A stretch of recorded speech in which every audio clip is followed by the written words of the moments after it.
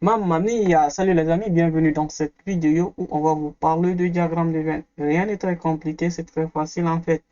Maintenant, le diagramme de Venn, ce n'est rien d'autre que la relation entre deux ou plusieurs ensembles. Ça peut être des ensembles qui contiennent soit des nombres, ça peut être même des animaux. Ça dépend en fait de votre imagination. Donc, on a deux types de diagrammes de Venn, à savoir, on a le diagramme de Venn avec intersection et le diagramme de Venn avec union. Cependant, prenons deux personnes A et B. Supposons que ces deux personnes ont chacun leur sac dans lequel il y a des bonbons. Donc, personne A a un sac avec un bonbon rouge, deux bonbons bleus et deux bonbons verts. La seconde personne a un sac qui contient un bonbon jaune, un bonbon noir, un bonbon bleu et un bonbon rouge.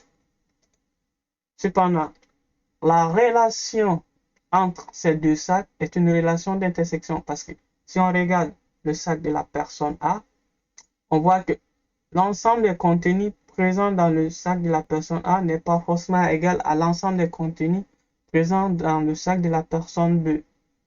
Maintenant, on voit qu'il y a au plus un bonbon présent dans le sac de la personne A et qui est aussi présent dans le sac de la personne B.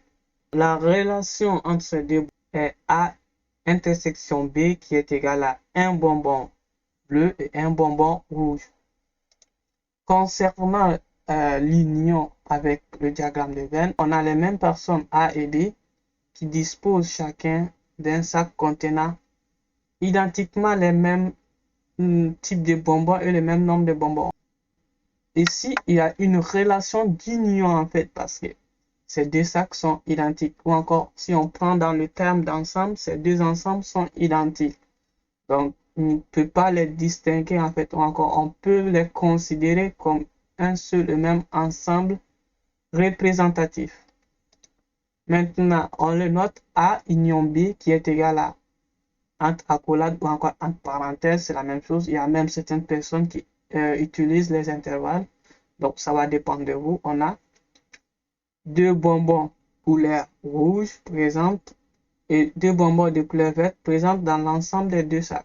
Ainsi, on peut vous demander qu'est-ce que c'est que le cardinal de votre ensemble. Je vais le noter ici. Cardinal.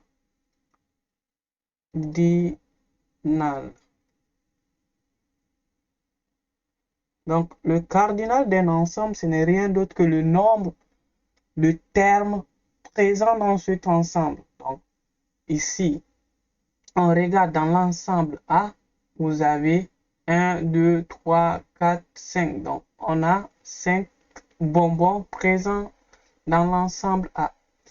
Dans l'ensemble B, on a 4 bonbons. Donc, le cardinal de B est égal à 4.